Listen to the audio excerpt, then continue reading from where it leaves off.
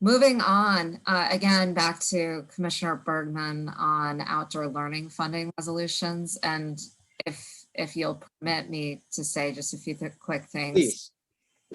Riley, do you mind pulling pictures from today?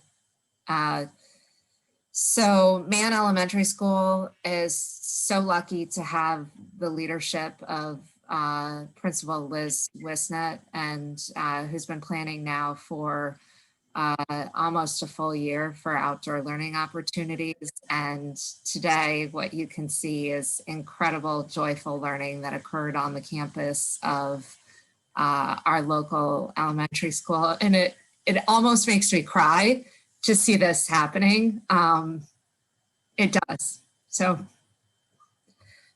just thank you to all of the teachers at Mann Elementary School for what they're doing. It's incredible. So Ben, over to you. Yeah, no, absolutely. Sorry. No, it makes me so happy. No, I totally get it. You know, my son, he is a pre-K 4 student at Mann this year, and they started an outdoor learning experiences in the fall on certain Wednesdays, and it was just an hour a week. They would do some garden stuff. They would just, I don't even know what he would never tell me what they did, but you can tell the impact that it has on them, and even the impact it has on their ability to do virtual learning together is improved.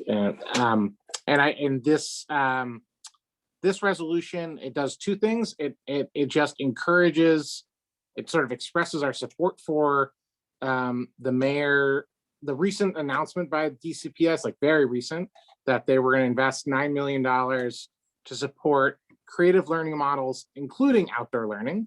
It's unclear how that breaks down. And also echoing the letter from the SBOE that called for a specific amount of $4 million. And there are a number of things that that the reason for that money, it's not as simple as just going outside. That is also something that happens, and that is Mann incorporated the sort of outdoor learning stuff they already have in the fall.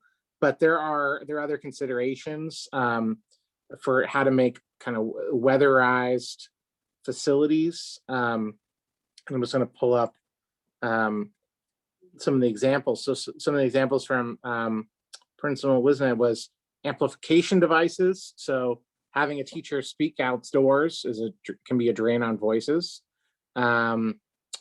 Figuring out how to clean materials, how to have multiple sets, sharing the outdoor space. I know from talking to my son's teacher that that's the concern. Their space is limited, so that requires some thought. And then just a sort of obvious one, when it's bad weather, does that mean that school is canceled? And if you have an outdoor learning, and it doesn't have to be if you have the facilities. And one thing that I put it in this resolution, I think is really important. Outdoor learning is beneficial after the pandemic. And so the investments in equipping schools in DC with being able to engage in outdoor learning, I think it will be useful going forward. And there's some speculation that we're going to continue to have some virtual learning and limited in-person instruction in the fall.